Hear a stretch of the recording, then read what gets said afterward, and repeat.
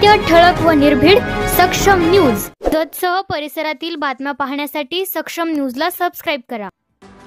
जत शहरातील कचरा व स्वच्छतेला वाली कोण? नागरिकांचा बळी गेल्यावर नगरपालिका प्रशासन जागे होणार का? जत शहरात महिन्याला लाखो रुपये खर्च करून ठेकेदाराच्या माध्यमातून शहरातील प्रत्येक प्रभागातून घरोघरी जाऊन कचरा गोळा केला जातो.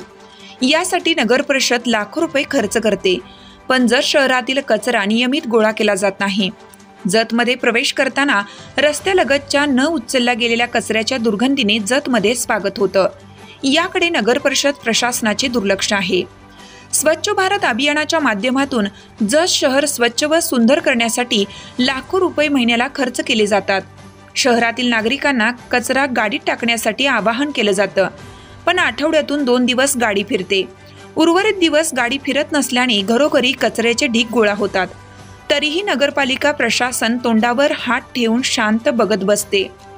अस्वच्छतेमुळे रोगराई पसरून नागरिकांचा बळी जाण्याची वाट नगरपालिका पाहते का, असा नागरिकांमधून सवाल उपस्थित केला जातोय. तसेच विठ्ठलनगर, स्टील कॉलनी आदी भागात कचरा गाडी येत नाही. आम्ही या भागात राहतो, ही आमची चूक आहे का, असा सवाल तेथील नागरिक उपस्थित करत आहेत.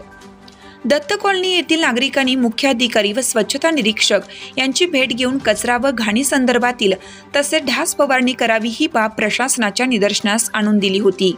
तरीही शहरात कोणत्याही भागात ढास फवारणी केली जात नाही. हे जतकरांसाठी दुर्दैवाची गोष्ट म्हणावी लागेल. एकीकडे पावसाळा सुरू असून मोकळ्या जागेत जंगली गवत उगवली आहेत.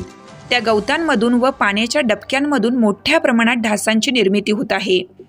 तरी शहरातील नागरिक मोठ्या प्रमाणात आजारी पडत आहेत. पण नगरपालिका प्रशासन कुंभकर्णासारखी झोपी गेली आहे. नागरिकांचा बळी गेल्यावर ढास फवारणी, गटारी स्वच्छता, झुडपे, गवते स्वच्छ करणार आहेत का, असा तिखट सवाल जतकरांमधून उपस्थित होतोय.